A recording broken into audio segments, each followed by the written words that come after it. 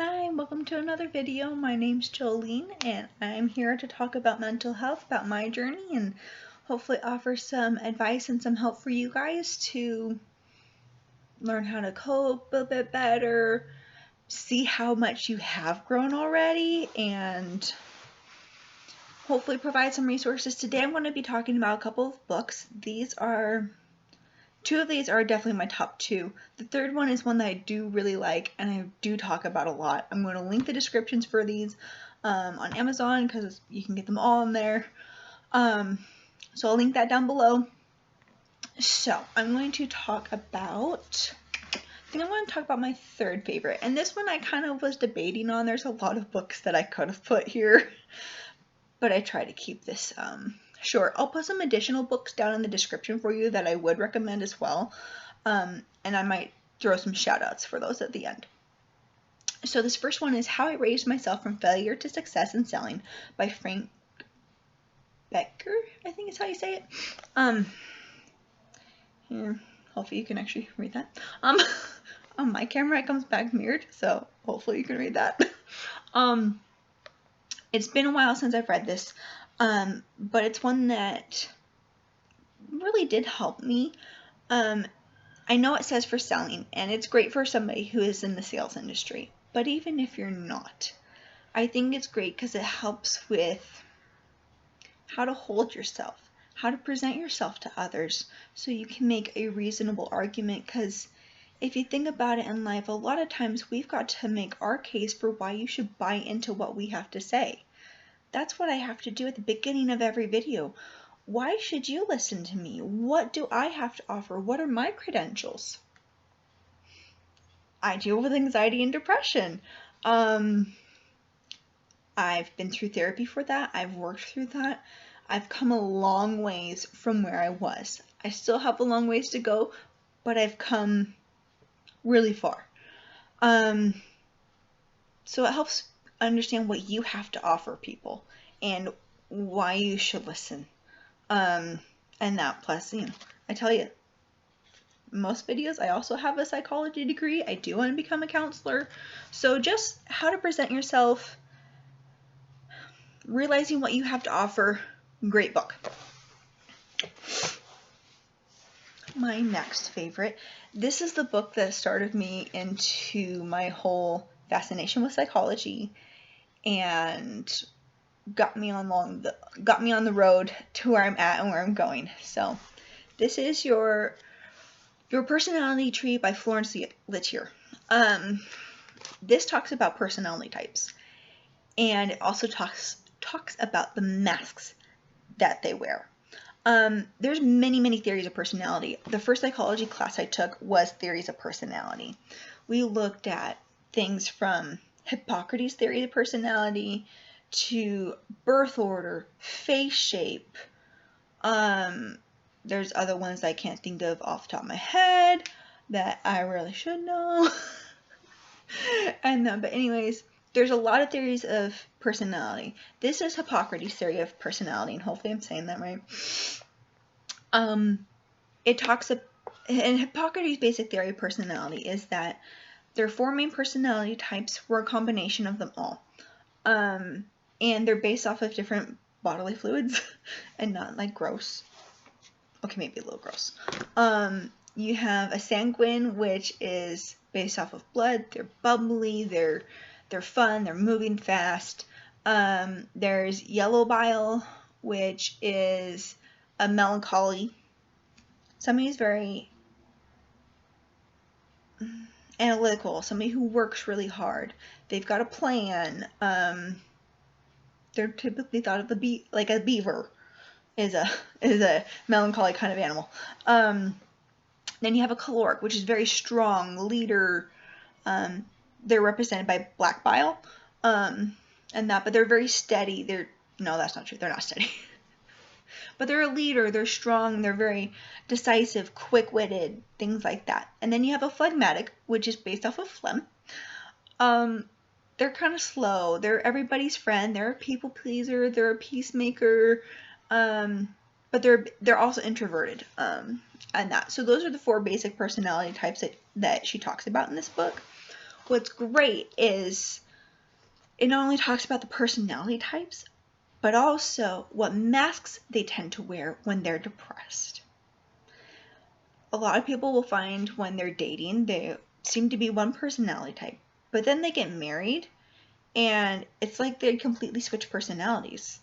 No, they're able to be their true self and not have to conform to what's expected of them in their parents' household. I'm not saying that that's a bad thing, but it's very common for us to behave in a certain way in our parents' home, and when we get out on our own, we don't act the same. I really love this book. I plan to read it. I'm reading a different book right now, but then I plan to reread this because I've also found over time, as we grow and change, we remove masks, but also we evolve and grow. And this, you can track over the years how you've changed and grown. Even in the back of it, I have one of my old evaluations. And by the way, last time I took it, I'm a sanguine caloric. I'm almost evenly matched on sanguine and caloric. I've got a bit of melancholy in there, and very, very little phlegmatic. I'm really not a phlegmatic. No. Yeah, so out of 40 traits, as of this, I got three different sets of,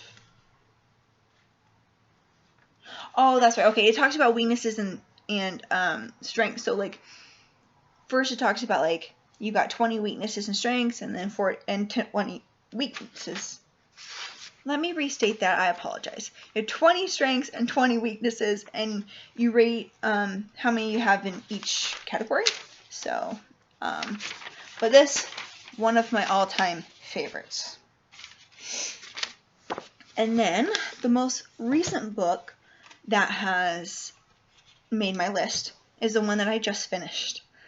The most life-changing book I have ever read, other than maybe the Bible. Aside from that, most life-changing book. This was recommended to me by my OBGYN when I was pregnant with my second daughter. I was already having some depression going on after having my first, just with life circumstances going on. She's like, "Do you think you got some postpartum depression going on?" And I'm like, I can tell I've definitely got some depression going on. I can't tell you if it's from life circumstances, if it's hormonal, or if it's from postpartum depression. I can't pinpoint it for you. She's like, "I'd really recommend you to read this book." So I started reading it, July-ish of last year. And it took me a while to read. Life got in the way a little bit, but also it's a very meaty book. You have to kind of take it slow, work to apply the skills and topics that they're talking about, and that's how I had to read it. I could usually only read 5, maybe 10 pages at a time till I got close to the end. So this is The Mindful Way Through Depression. It works really well for anxiety as well, because they are so similar. Obviously they present differently, but a lot of the symptoms are very, very similar. And so this has really helped me. It taught me mindfulness, and being aware of the sensations in my body, and that thoughts are not reality, they're thoughts. And to think of them like a cloud. They're crossing my mind. Here's the cloud, it's crossing my mind, and then poof, it goes away. And some people will say you need to take control of your thoughts, and yes, that is a point. And sometimes that control is letting it go away, or addressing it and being like, I do need to explore why I'm thinking this way, or I really don't need to be thinking about this. I don't want to be going down that road. I'm going to think over here, and being purposeful about your mindset and where you're going. But this teaches you some breathing exercises, and how to pair that with mindfulness and just being aware of those sensations in your body, your feelings, and your thoughts are not reality, but sensations in your body are. And even when I am upset now, I'm starting to tune into those sensations. I'll be like, I feel tightness in my chest. I feel tension in my shoulders. I'm going to breathe for a moment and help release those. And I'm not trying necessarily to change those. I'm being aware of them. It's not, mindfulness is not about changing the situation or changing the way you feel or changing the sensations in your body. It is all about awareness and just being aware of them and open to them, which is a totally new concept to me. Normally it's like, oh, I don't feel good. I want to fix it. I want to change it. Oh, I don't like the way I'm thinking right now. I want to stop thinking like this. Stop thinking like this. Does that ever work? No.